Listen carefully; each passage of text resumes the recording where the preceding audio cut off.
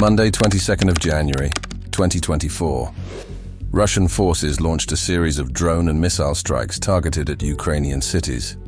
Amongst the targets were Kyiv and Kharkiv, the two most populated Ukrainian metropolitan areas.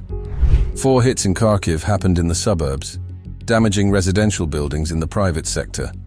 In another district, the Russians destroyed a sanatorium school for children.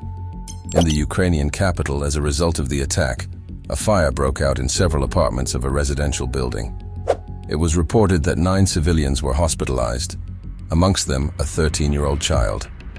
Tuesday, 23rd of January, 2024. The battle continues around the area of Novomykhailivka to the south of Donetsk. Russian 39th Motorized Brigade stubbornly tried to push through in 2 directions at once, to move towards Kostiantynivka from the south, circling around Novomykhailivka, as well as to push through along Stepne-Vodyane Road. As a result of continued attacks, Russian forces grew tired, which allowed Ukrainian soldiers in the area to engage in a successful counter-offensive. As a result, the Ukrainian side was able to push the enemy back as far as 1 kilometer. This definitely relieves the pressure of the grouping in Novomykhailivka and provides Ukrainian forces with an opportunity to reinforce their positions. Off the front line, NATO concluded contracts for the purchase of over 200,000 artillery shells. NATO Secretary Jens Stoltenberg stated that the war in Ukraine has become a battle for ammunition, so it is important that NATO refill its stocks as the alliance continues to support Ukraine. Western alliance makes clear and definitive steps in strengthening European security in the face of global threat. Wednesday, 24th of January, 2024. Russian plane Il-76 has fallen behind the front line in the Belgorod region, sparking huge media attention.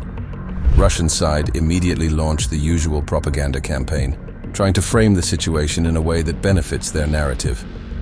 Russians stated that the plane was carrying Ukrainian POWs and that Ukrainian forces had taken down their own soldiers. Nonetheless, no visual evidence in the form of bodies was ever presented, and an official UN investigative mission was denied access to the plane crash site. Additionally, OSINT analysts confirmed that the plane was flying en route through Egypt, Saudi Arabia, and Iran, an extremely weird route to take if it was in fact carrying Ukrainian POWs. Thus, there is a high chance that the Il-76 was carrying something totally different. Military supplies from Iran would be quite a likely cargo. Thursday, 25th of January, 2024. For already 1.5 weeks, Russian command has been trying to break through in the Lyman direction. The main target is liquidating the Ukraine bridgehead on the Chorny Zherebets River. Nonetheless, so far they failed to make any kind of visible progress and were pushed back from all directions. In the area to the northwest of Bakhmut, the enemy continued their attempts to reach Chasiv Yar by attacking Bohdanivka and Ivanivsky. Russian forces managed to enter the northern part of Bohdanivka village and seem to be determined to continue their assault.